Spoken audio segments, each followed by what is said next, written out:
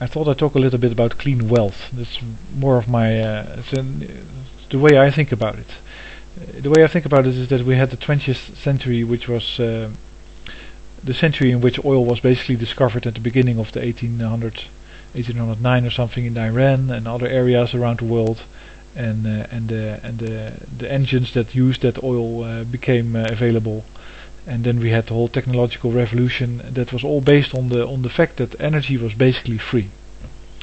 We might say, yeah, you paid for it, but of course, if it's such a small percentage of your income, then it's free. You know, if you don't have to toil or work to have energy, then it's just freely available. The only thing you have to do now, if you have a car, you go to a gas station and you fill up, and then you complain about the fact that it costs, let's say, 10% of your income or more, if you have to pay for it yourself. But that's still not an effort. You know, that's basically only means that the job that you have, a certain percentage of that money goes to the fuel, and you cannot afford to buy luxury items as much as you would like. In most cases, I guess there are people that are simply stuck in huge countries where you have to do everything by car, and the fuel prices is a problem. But so it was cheap or free energy that allowed the 20th century to happen, and it was cheap or free energy that created the wealth that we experience right now. And now the only thing you have to do is separate the wealth from the oil. It's not the oil that gives us the wealth, it's the energy that gives us the wealth. And if we get the energy somewhere else, then we can have exactly the same level of prosperity in the world. Just for a second, not talking about climate change, which is a huge motivation to do away with burning anything. And but just the point that wealth is not dependent on oil or gas or nuclear fuel, but on available energy at a low cost. And then you can let that energy do the work. You can sit back and have all the machines in the factories and the power, and the water heaters and the saunas and the swimming pools and the televisions, and it doesn't really matter because you have the energy. Now, what I don't understand is that it's so hard to convince people to become very, very, very active in getting that done, in getting the energy from a source that is not the genocidal source that we are now having, because using oil is killing us.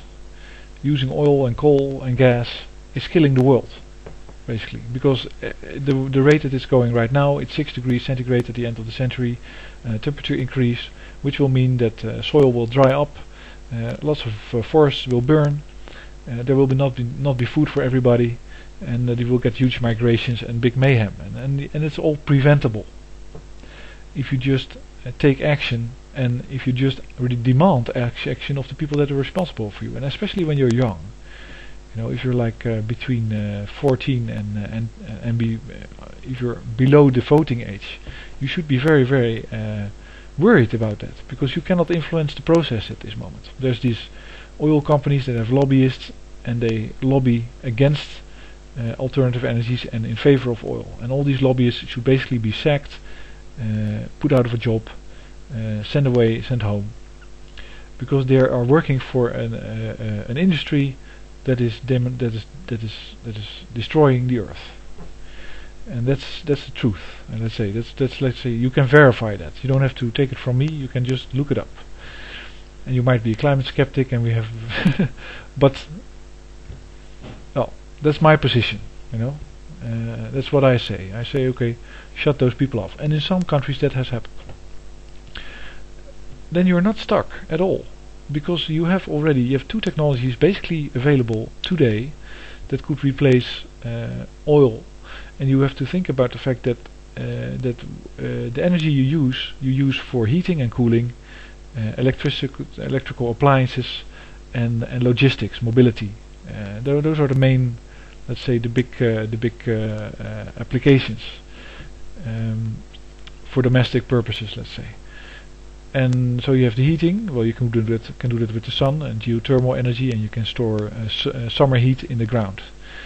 And you can use air heaters that you put on the outside of your home, and they catch a little bit of the sun, and they heat your home inside, even in the deep of the winter.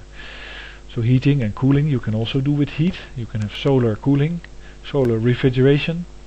You can check it out on solarrefrigeration.org.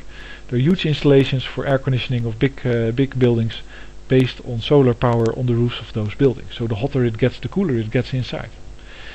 Brilliant. So that's cooling, and then you have your electrical appliances. Okay, you need some electricity for that, but that's about 15%.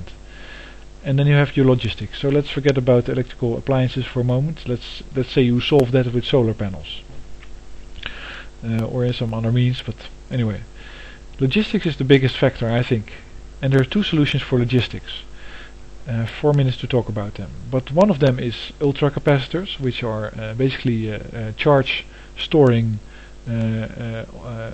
electronic components that are now pretty big and pretty useful, that can store useful amounts of energy, that can have a car drive about 50 miles or 100 miles, which is enough for getting to your job or getting around your town. And you can charge them in about 6 minutes, very fast. So that's our ultracapacitors. And there's huge, and people moan about them being expensive, but that's just because they're not that popular at the moment, and of course because there's lobby against electric automobiles and that kind of technology, because who benefits from the internal combustion engine? Not only the oil company, but also the car manufacturer and the maintenance people of these cars, because the electrical cars are much lower maintenance than the internal combustion engine cars, because the types of engines are much more robust with what do you call it? I forgot how they are called, but they have a rotating magnet instead of a rotating coil, and they are brushless, so very little wear over a number of years. And of course the ultracapacitors, they don't wear out. The only way you can destroy them is by charging them too high, and then you get a short it burns through, basically. But that's the one. That's the ultracapacitor motor engine. And you can also have lithium batteries, but you can run out of lithium. And you can also have hydrogen fuel cell batteries for all I care. But the ultracapacitor is the easiest, because that's the most convenient in terms of recharging. And then you have ammonia burning, ammonia car, and I don't have enough time to talk about that. But that's all these farms. They produce ammonia as a waste, and then they have to spray it over the land, and it ends up in the drinking water. But ammonia is fuel, and it burns just like gasoline, and it burns clean. It doesn't create carbon emissions, because there's no carbon in ammonia. So that's a much better solution, and it's available today. The only thing that keeps that from happening is lobbyists. So you have to shut those lobbyists up. I hope I'm not too lengthy with my video this time. Thanks for listening.